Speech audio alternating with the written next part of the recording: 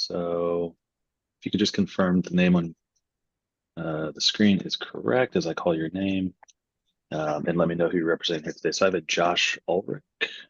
Yes, that's me. I'm the homeowner. All right, great. Welcome. Thank you. And a Mary, is that Mary Wheeler? You could unmute. Yes, that's me. All right, great. You're the architect on this, right? Correct. All right. See that we also have Wes Menzel from the City Zoning Department. Welcome, Wes. Good morning. All right. Are we expecting on the applicant owner side anyone else to join us here before we get started? And I don't believe so. No. Okay, great. I need to read through our hearing script. This will basically just cover the procedure for the hearing, and then we can get started. So this is the March 27th, 2024 session of the Zoning Hearing Examiner docket.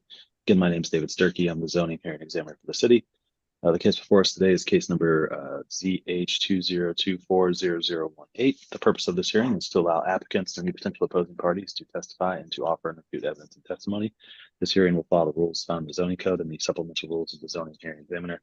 All testimony and evidence that an applicant or any potential opposing party wishes to offer must be presented at this hearing. The hearing will proceed as follows. The applicant's attorney, or the applicant's agent will first present the applicant's case.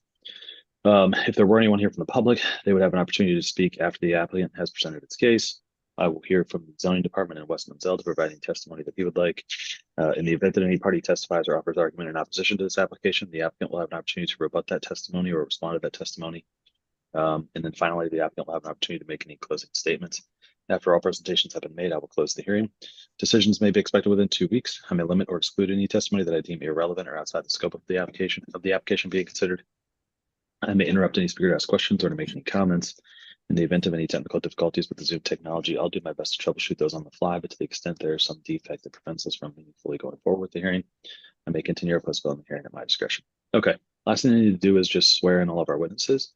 So if you intend on providing any testimony here today, making any comments, asking any questions, doing anything other than just strictly observing, the zoning code requires that I swear you in. So if that's you, if you could raise your right hand, I'll need everyone to answer out loud. Do you solemnly swear the testimony you shall give will be the truth, the whole truth, and nothing but the truth?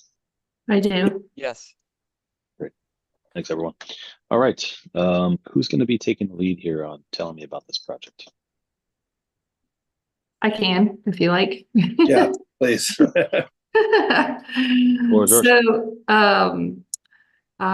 Basically, this property is a consolidation of 2 lots. So it's a larger lot in the Madison Village area, right on Madison Road.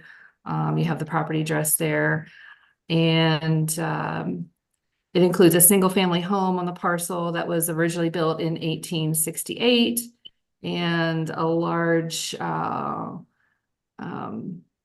The lot is 19,574 square feet. The house takes up a couple thousand of those feet, and the remaining 17,700 square feet is open yard and driveway and a parking pad. It looks like at one time there might have been a garage on that parking pad site. The proposed garage is a 30 by 40 garage and 20 feet high. And the homeowner has, due to the age of the house, there's not a lot of storage. You can imagine an 1800s home doesn't have a lot of closet space, and the basement is kind of unusable due to the ceiling height and the potential for moisture in the stone foundation. So having a large space like a garage would be very beneficial to the homeowner. Homeowner has a very large family and several vehicles, including a truck, some classic cars, and a 16-foot trailer. So the garage will allow them to store them off the street and locked in a secure building. This is probably more aesthetically pleasing than parking them in the driveway or on the street. The neighborhood is very commercial, so there's a lot of foot traffic. There's a lot of pedestrians and vehicular traffic as well. They also enjoy gardening and landscaping and have a lot of tools for that kind of thing, and need a place to store them. And let's see. there is a property that we found a couple doors down that has a similar size garage and height, which Josh submitted evidence to Wes via email through with a picture and an address for that. And that's pretty much it, but he's taken the house on. It's been a property that was for sale for a while, and he's done a lot to improve the value of the neighborhood in Madisonville. He's very involved. Well, Josh, you can attest to your involvement in the Madisonville area as far as development. He has a business there, the School of Rock on the corner of Madison and Plainville, Camargo. He's wearing his shirt. So he's very invested in the neighborhood and just wants to improve it. Josh, maybe you can chime in on some of the involvement that you're doing with your volunteer work. Certainly. I bought the School of Rock property down on the corner of Madison Road, which is maybe a half mile from here. 5 years ago, we've turned that vacant space around into a pretty thriving little business area. I also serve on the community council board as the committee chair for business and economic development. And I'm also on the board of the Madisonville Business Chamber as its secretary and liaison to the community council. My wife works at MedPace. My daughter goes to grade school here at John P. Parker. We're very involved in the Madisonville community. Okay, great. Could you talk a little bit more about the need for the increased height? Certainly. Yeah, I like to work on my cars. I may put a lift in the garage. I may look at some hanging storage options. Down the road, I may look at like a storage loft type of situation.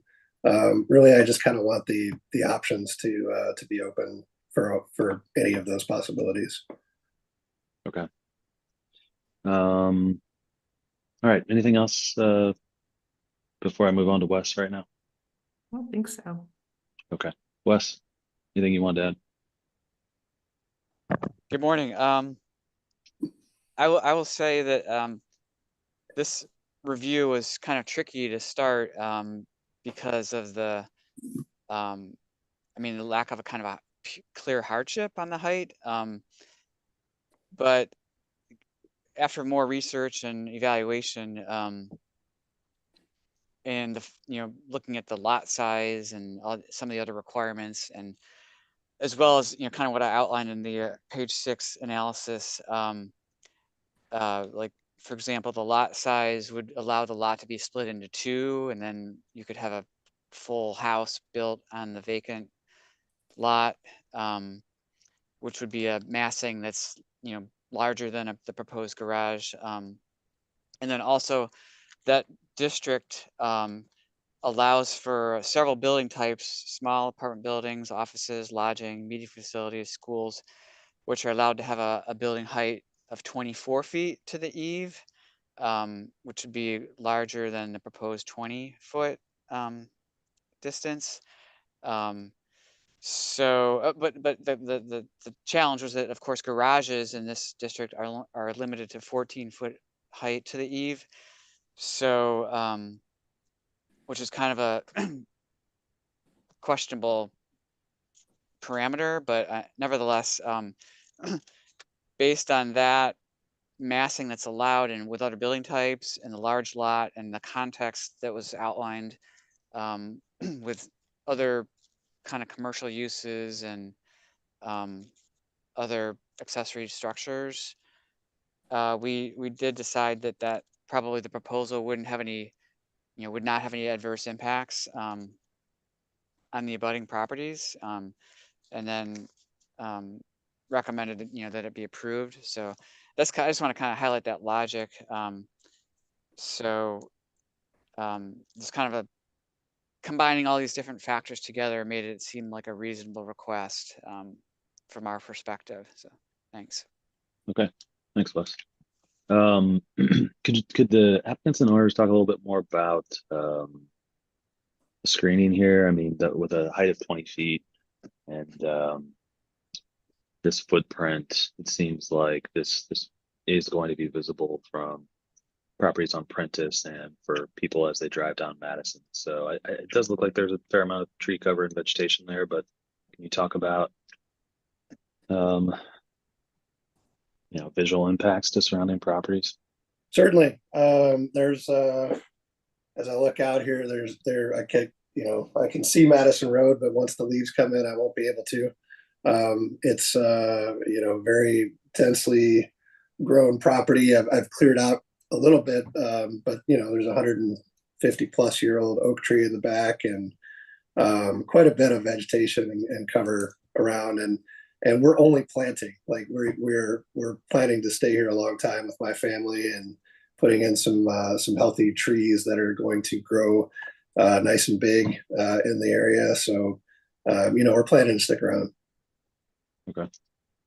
I'd also say that we situated it in the furthest rear corner that we could to tuck it back from the street. So I don't think the visibility as far as, it doesn't encroach the rear or the front property line easement by any means as far as that requirement. And I believe on the property adjacent, there is a building similarly closed, but if it looks pretty dilapidated. So what he's going to be doing is going to look far better than what's next door. Gotcha. You mean the open, is that a commercial lot to the east? To the east, yeah, that's a commercial lot. There's a garage that is literally on the fence. They've got earth moving equipment kind of scattered all over the lot. There's piles of gravel and rocks there. I mean, honestly, it's putting a garage there improves my view. Gotcha. Okay. Will the location of your proposed garage be approximately the same depth as that garage on the other lot, or will it be further back? I see. Let me look at it here. Yeah, we're about 12'6" from the back property line, and I intentionally put it 10 feet away from the property line just for, firewall clearance and just being sure that, obviously it's a metal building, so it'll, be a little bit more fire resistant than if it was a wood garage. But we did take that into consideration. Since that garage is on the property line, the neighbor garage. Yeah, to your point on the depth from Madison Road, we would be a little further back actually than that garage. Okay. All right. I think that's all the questions I have. Anything else you'd like to say in closing or otherwise before we adjourn here today? I just wanted to add that it's been a pleasure working with Wes. He's been very on top of this as far as giving advice and answering our questions. So thank you, Wes. Great. All right. Well, let's leave it at that. I am inclined to approve this based on sort of the character of the neighborhood. It is a little bit tricky with single family here on Madison Road and the church across the street and some other commercial properties. So I don't think this is totally out of character. And some of the points about this being a double lot, the tree cover, and other building types would be allowed, lot split. So like I said, I am inclined to approve this because I do think it's practical, but I would also like to get on the ground there and just observe the neighborhood on the ground. I've been down the street a million times, but I had to Google this because I never realized this property was there. So I'd like to just do a quick site visit, and that doesn't involve me actually coming on the property at all, just sort of getting a better on the ground look of the surrounding neighborhood. But like I said, unless something, seriously concerning jumps out to me, I am inclined to approve this. I'll need to formalize that, whatever my decision is, in a written decision. I mentioned at the beginning that typically takes about 2 weeks. As soon as I finish that decision, I put it into a PDF and send it to everybody in the hearing here. So you all will have it really just moments after it's complete. Assuming that it is in fact approved, that's the time when Wes will be able to approve the permitting on his end, and hopefully you guys will be able to move forward. Thank Any you. questions? Any questions about any of that? No, No, thank you. Sure. Okay, great. Well, if you have any questions in the meantime or just want a status update on the decision, feel free to reach out. Otherwise, hope you all have a wonderful day, and